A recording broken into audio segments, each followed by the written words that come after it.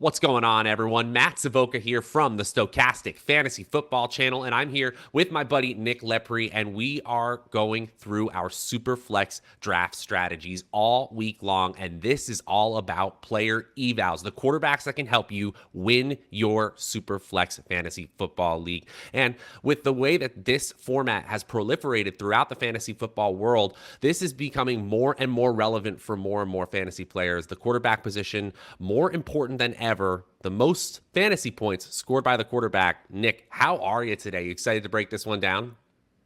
Yeah, I am doing great. I am very happy that the garbage men decided to drive by the second we recorded. I hope you guys cannot hear that, but yeah, I think that superflex leagues are getting more and more popular. Like you said, one of my main leagues transitioned into a superflex league, and I do get a decent amount of questions normally in the offseason about superflex leagues, so I think these things are getting more popular.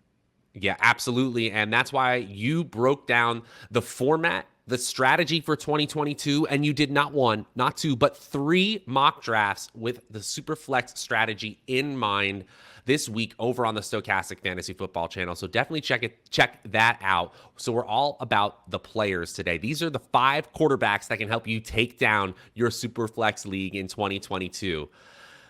These are your flag plant players, Nick. Your quarterbacks that you are riding on this year. First quarterback that comes to mind.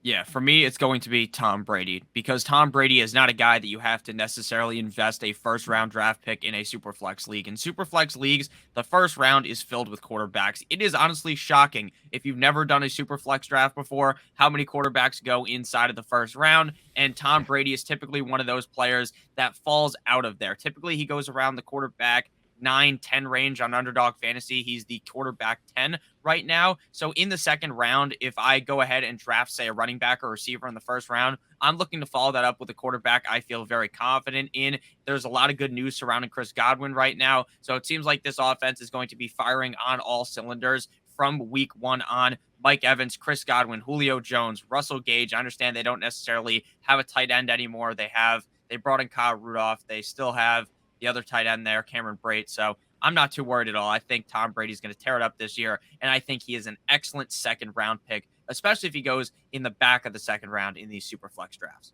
Yeah, don't count Brady out at all this year. Now, this injury to their center, Ryan Jensen, at the beginning of training camp, this is not good news.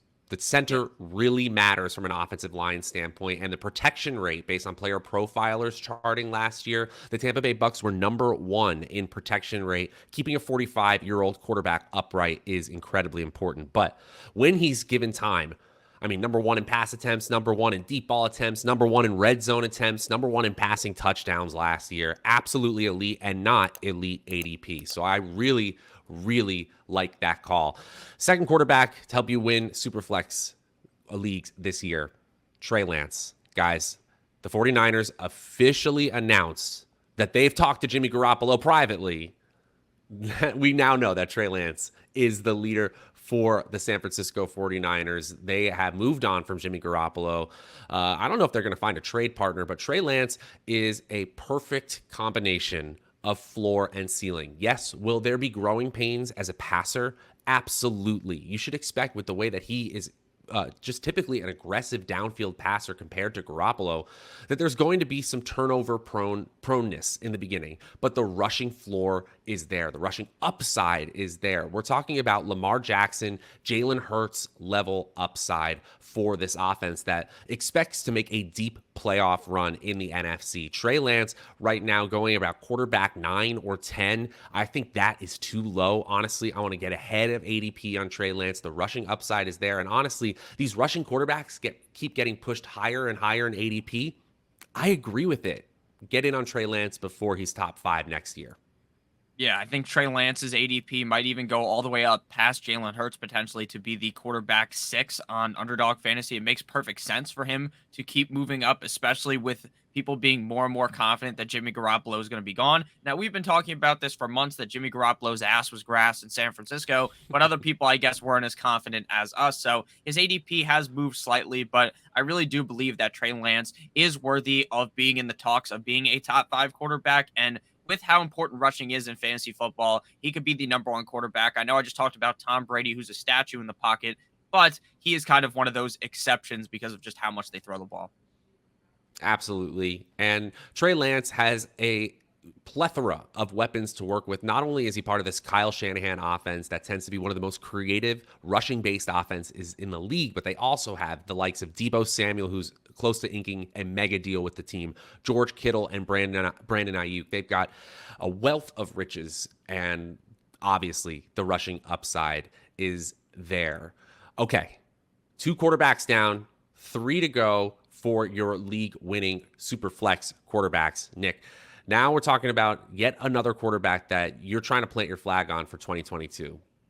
Yeah, we're going to go a little bit deeper down the board yet again here. Now, in your super flex league, this guy might be like a 5th or 6th round pick. In your normal fantasy league, this guy is almost undrafted, right? If people are only drafting one quarterback. But we got famous Jameis Winston, quarterback of the New Orleans Saints. Last year, when Jameis was healthy, this guy was playing extremely well. He threw 14 touchdowns to just 3 INTs. Jameis has some sneaky rushing upside. He's not Kyler Murray, not Lamar Jackson, not Trey Lance, but he's going to rush the ball a little bit and have a little bit of rushing upside. Definitely much more of a rushing quarterback than former quarterback of the Saints, Drew Brees. So I think Jameis Winston is in a very good position this year to play very well. Chris Olave, Michael Thomas. Now, Michael Thomas telling the fantasy doctors on Twitter that they're a bunch of buffoons, that he's going to be good to go for week number 1. And they also have Jarvis Landry. And if Alvin Kamara is not suspended, it seems pretty up in the air right now what's going to happen with Kamara. I think we're supposed to know by August 1st, which is only a couple days from now. But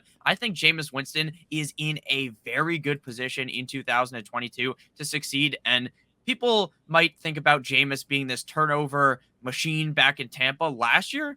He wasn't doing that all that much. So I really think Jameis Winston in 2022, this is probably going to be the best we've ever seen of Jameis Winston. So I agree with you, but I think for different reasons here. I think coming off the ACL injury, we don't see Jameis run here really at all. I think they want to make him a completely upright passer, but we're talking about one of the best groups of 4 top receivers, if you count Alvin Kamara in that group, in the entire NFL now that Michael Thomas is healthy. You got a rookie, first-round rookie in Chris Olave, highly rated coming out of Ohio State. Jarvis Landry, who is a Pro Bowler when healthy. Obviously, he's getting up there in age, but he's not 40. He's 28.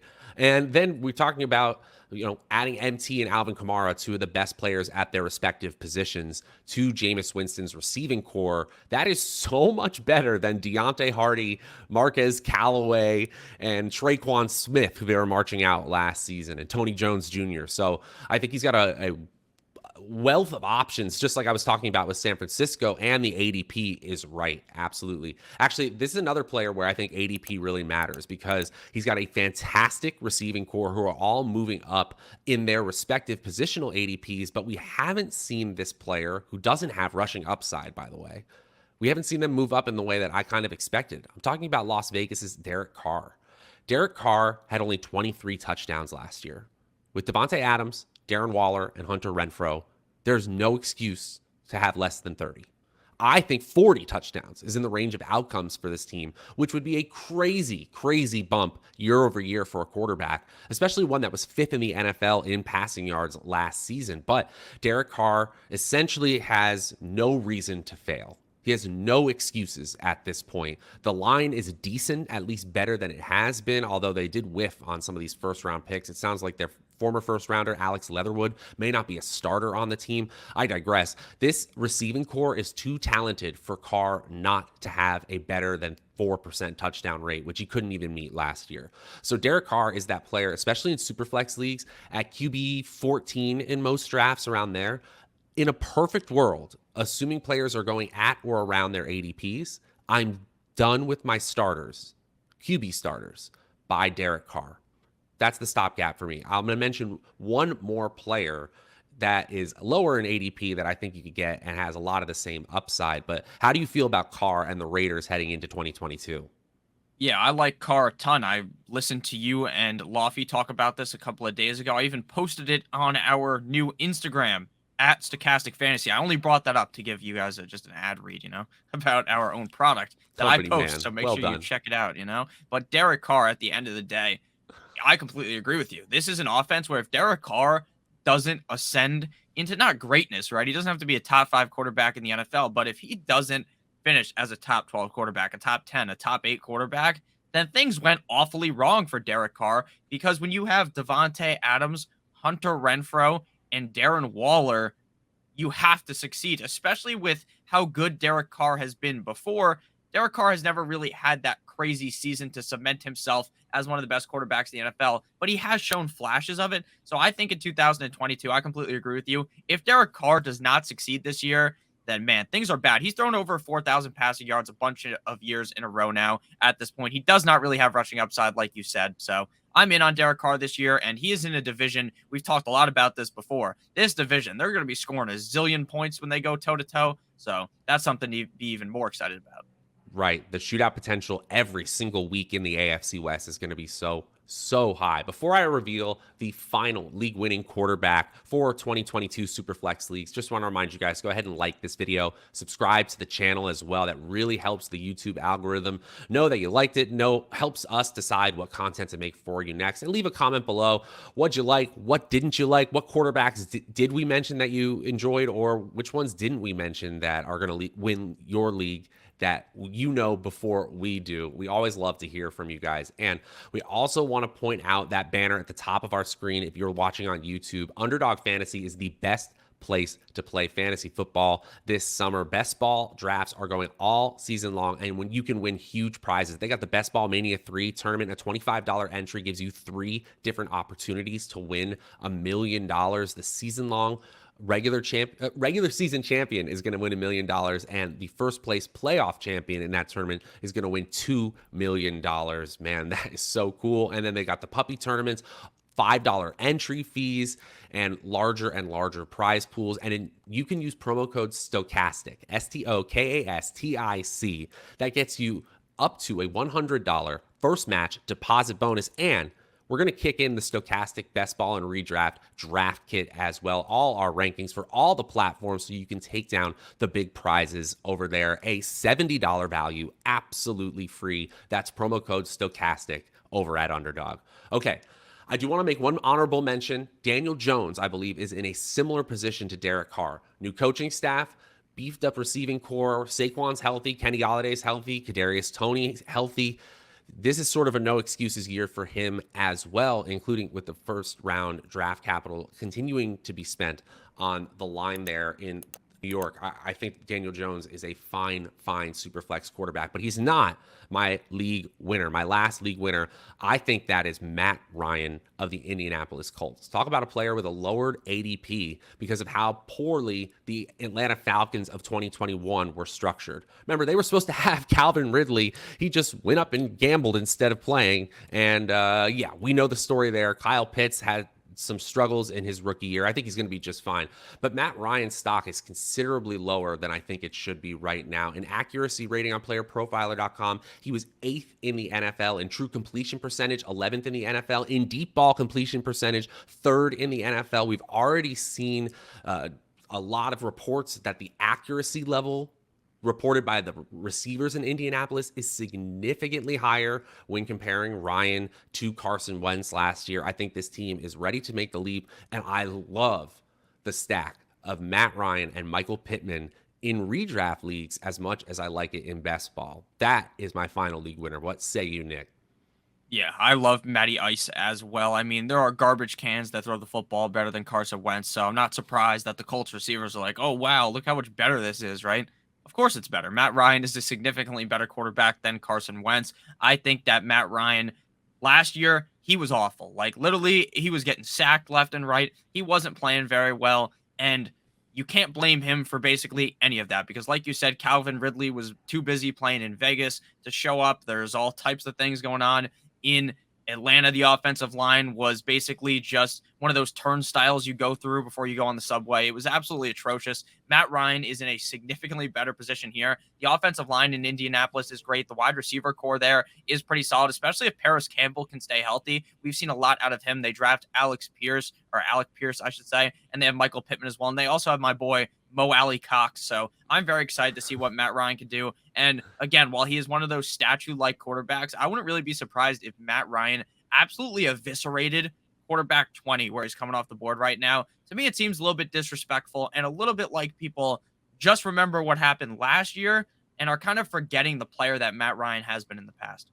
Right, exactly. An MVP in the league, and I get it. Without rushing upside, it's really hard to crack like the top 7 in QB rankings, but still, touchdown rate could be incredibly high here for Matt Ryan. So I think you got a lot of potential, especially in terms of outperforming his positional ADP.